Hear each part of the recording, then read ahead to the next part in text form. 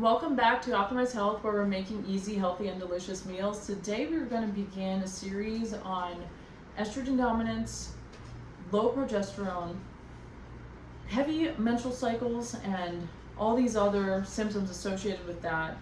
And we're going to really be hoping to get more comments and feedback from you guys so we can answer your questions as we go through this series. I'm going to begin with estrogen dominance and some options for treating that today. Then we'll go into progesterone and how to maximize and optimize our progesterone levels.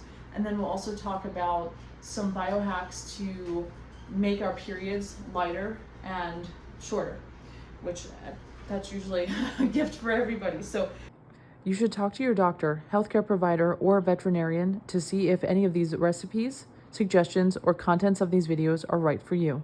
Nothing contained in these videos are intended to be taken as medical advice. Use at your own risk. Here we go.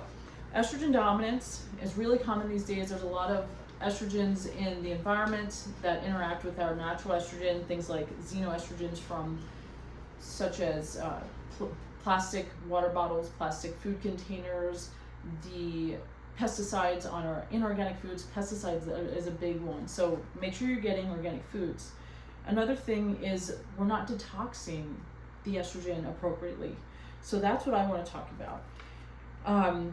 Quickly, I'll just list off some of these symptoms that women may see if they have estrogen dominance. This is how you'll know if you are dealing with this: heavy menstrual cycles, fibroids, sluggish tiredness, anemia, a stubborn weight that's hard to lose, and migraines, acne, moodiness, symptoms of polycystic ovarian syndrome.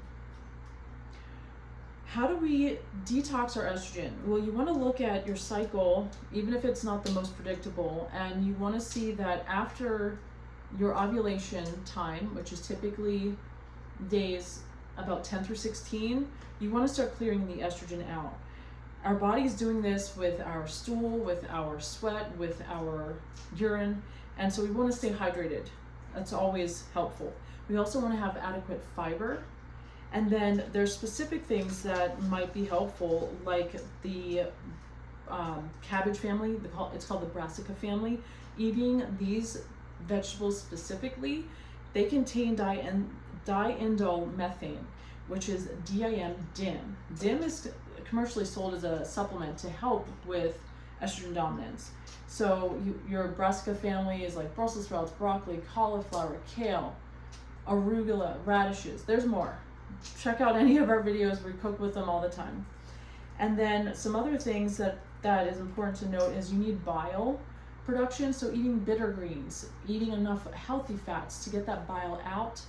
And then you need to get the stool out of you. So all the fiber and staying hydrated, movement and exercise to help promote healthy and regular bowel movements. Another thing that might be helpful is during the first half of your cycle, fasting, intermittent fasting, and we do talk about that in another video.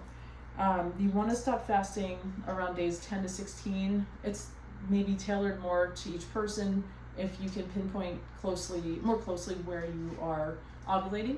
And then again, in the latter half of your cycle, which we'll talk about more in our next vid, is going to be pulling back on the fasting, and we have some ways to really help to pamper yourself and to promote that progesterone production. So I hope you guys got some good info out of this. Looking for your comments and requests, anything that I can clarify, and then moving into our next video. We look forward to seeing you there, so please like, share, and subscribe. Thank you.